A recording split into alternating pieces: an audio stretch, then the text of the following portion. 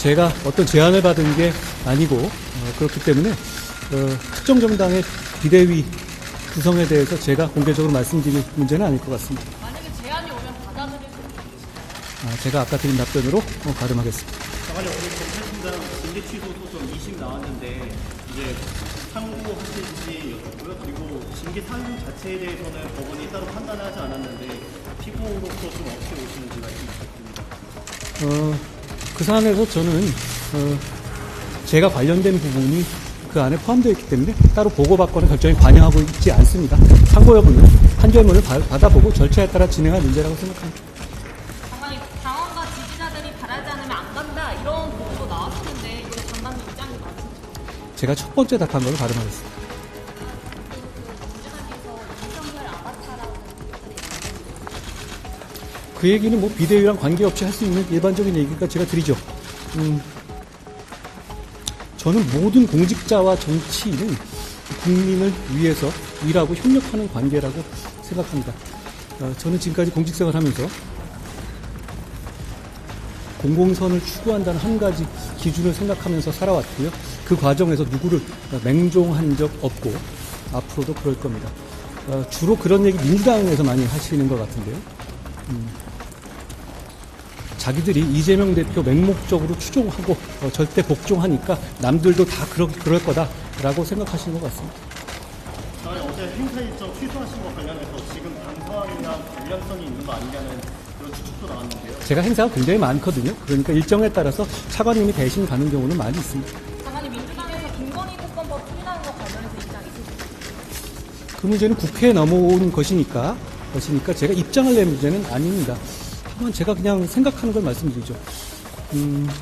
첫째, 법 앞에 예외는 없어야 합니다. 그리고 국민들이 보시고 느끼시기에도 그래야 합니다.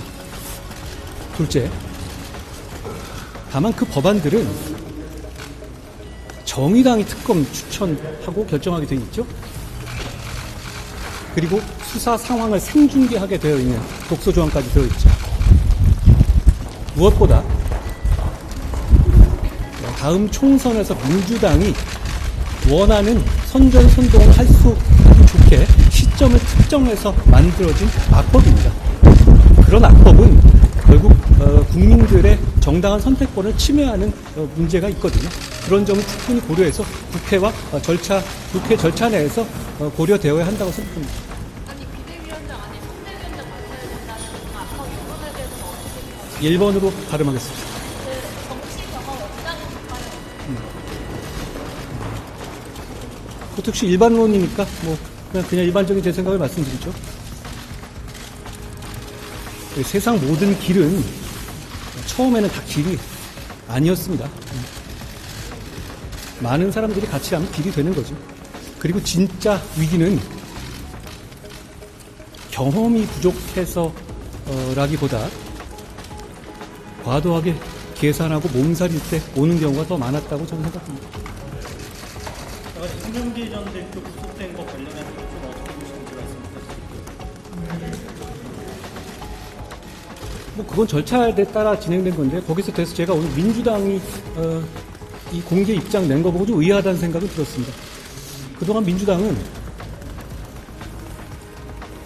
이 수사가 기획 또는 조작 그리고 잘못된 수사다, 부당한 수사다 라면서 검사 좌표찍으면서 계속 입장을 내왔죠.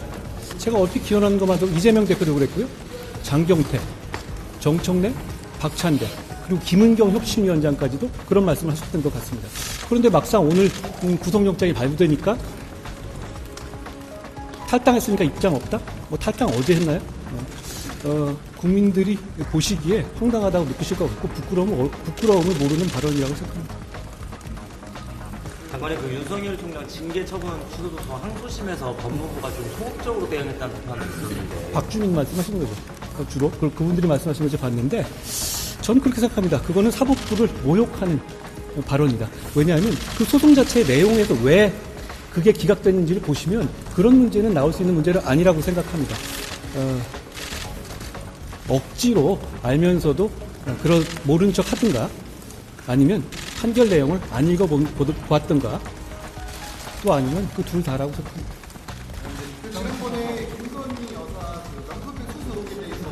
아까 물어보셨잖아요. 그때도 물어보셨죠. 그때도 물어보셨잖아요. 예. 민주당이 기자님도 저번에 말씀하셨지만 민주당이 저한테 꼭 그러고 물어보라고 시키고 다닌다고 그러던데 여러 군데다가 공개적으로. 그런데 저는 이걸 물어보면 제가 왜 곤란할 거라고 생각하는지 잘 모르겠습니다. 민주당이야말로 자기들이 이재명 대표 옹호하는데 바쁘니까 저도 그럴 것 같다고 생각하는데요. 그거는 다른 사람들 다 그럴 거라고 생각하는 거고요. 기본적으로 그 내용들을 제가 보면은 일단은 이 몰카 공작이라는 건 맞잖아요. 그 몰카 공작의 당사자인 서울의 소리가 고발했던데요. 그럼 우리 시스템에 맞춰서 법과 원칙에 따라 수사가 진행돼서 처리될 거라고 생각합니다. 일정 남았으니까 하려고 했습니다. 장관님, 당 사람들한테 전화도 좀 많이 오나요? 역할을 요청하는? 제가 그런 거를 잘 안 받습니다. 그런 연락을 저한테 오지는 않고요. 왔는데 전화기를 안 받으셨다는 건가요? 그거 너무 세세한 얘기니까요. 제가 그런 상의를 하고 있지 않다라는 말씀 몇 정도 드리죠. 이준석 대표는 윤석열 여사 특검을 잘못해서 총선 이후에 하자고 말할 것 같다. 그건 이준석 대표가 저한테 물어보라고 하시면 좋을 것 같아요. 대신 물어볼 건 아니고. 네. 장관님 어제 언론 보도 보면 이제 다음 선거로 원래 노동부 장관이 되고 싶었다는 저는 그런 말을 한 적이 없습니다. 장관님, 박준희 수석은 장관님께 뭐 인사검증 능력도 발휘 못하고 직원도 못한다 이런 비판을 하더라고요. 국회에서 이에 대한 입장이 있습니다. 박주민 의원 의견이죠.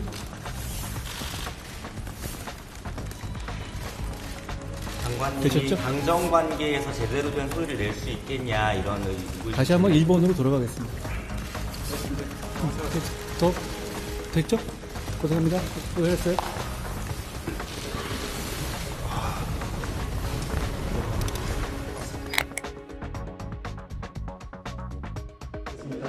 현역 의원과 당협위원장 33명이 발언하면서 2시간 반간 이어진 난상토론.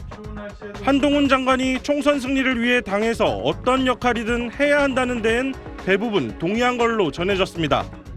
한동훈 장관에 대해서는 다 호감을 가지고 있고 또 뭐 아주 뛰어난 역량에 대해서도 다 인정하고 그러시는 것 같아요. 다만 등판 시점과 역할을 놓고는 엇갈렸습니다. 당이 위기 상황인 만큼 당장 비대위원장으로 추대해야 한다는 의견이 우세했지만 절체절명의 위기 상황에서는 아끼는 선수 없이 그냥 가장 국민적 인지도, 대중성이 있다면은 그 선수를 제일 먼저 세워야 되지 않느냐.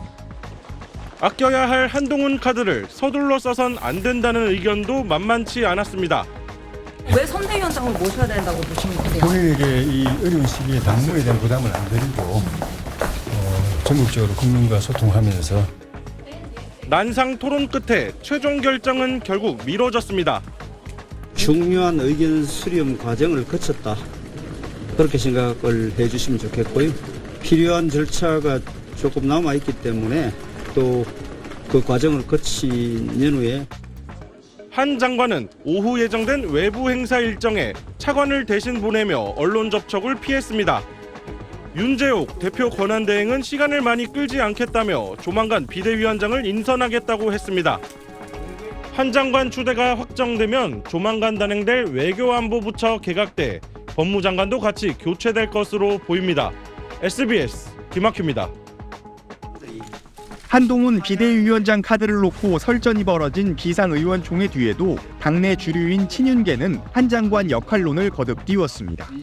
친윤계 핵심 의원은 SBS와 통화에서 선거 때 비대위원장의 스피커 역할이 중요한데 장관 재직 기간 말을 잘했고 실수가 없었다는 점에서 한 장관이 적격이라고 말했습니다. 높은 대중 지지도를 바탕으로 유세장에 사람을 불러 모을 수 있을 거라고 지켜세웠습니다. 비대위원장은 총선을 누구 얼굴로 치르느냐와 직결된다. 부족한 정치 경험은 원내 지도부가 보완할 수 있을 거라며 거드는 목소리도 이어졌습니다. 비윤계는 부정적입니다. 청년, 중도층 표심까지 잡아야 하는데 한 장관이 확장성이 있는지 봐야 한다. 현직 장관이 오는 건 대통령에게도 부담이 될 거란 신중론과 함께 한 장관으로는 야권의 정권 심판론에 대응하기 어려울 거란 지적도 나왔습니다. 정권 심판론은 정권의 2인자로 재우겠다는 생각은 발상부터가 황당한 것이고요. 이명박의 인기가 안 좋으면은 총선 지휘를 박근혜가 하는 겁니다. 그게 성공 방정식이에요. 민주당은 윤석열 대통령을 향해 아바타를 세워 공천할 생각이냐며 견제하고 나섰습니다. 타협과 조정이라고 하는 부분을 거치면서 정치적 훈련을 걷게 되는 거거든요. 근데 이제 검찰 같은 경우는 상명하복의 조직이기 때문에 실질적으로 정치적 훈련을 받았다고 볼 수가 없기 때문에 국민의힘은 내일 의원 당협위원장 연석회의를 열어 당내 의견 수렴을 이어갈 예정입니다. SBS 박찬근입니다.